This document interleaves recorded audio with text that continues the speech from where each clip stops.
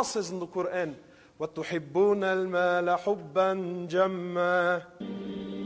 Allah says, verily you love wealth. You're clinging on. We're clinging on to rubbish. We're clinging on to that which will be left.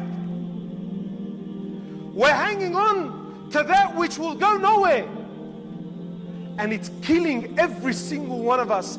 He sallallahu alayhi wa sallam, he says, يَتْبَعُ الْمَيَّةَ ثَلَاثًا. He says, three things will follow you to the grave. He says, أَهْلُهُ وَمَالُهُ وَعَمَلُهُ. He says, three things will follow you, my brother, to the grave. He says, your family, your wealth, and your a'mal.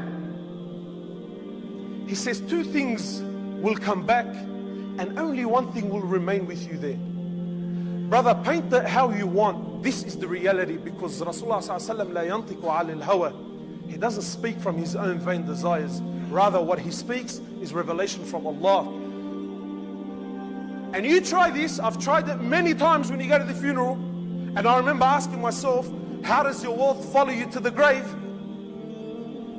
So I remember one time, someone in the area, no need to mention names, some big timer, was shot.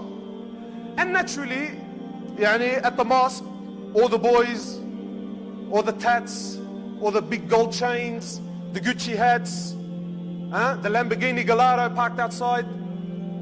And this all followed him to the grave. The money went.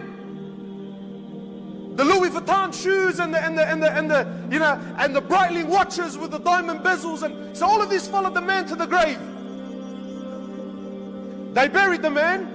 20 minutes later, everyone's walking away, and sure, where are we going to go eat? What are we going to do? The family sat there, made dua, a couple of tears, walked back, and what was he left with, my brother? Nothing. He was left with nothing.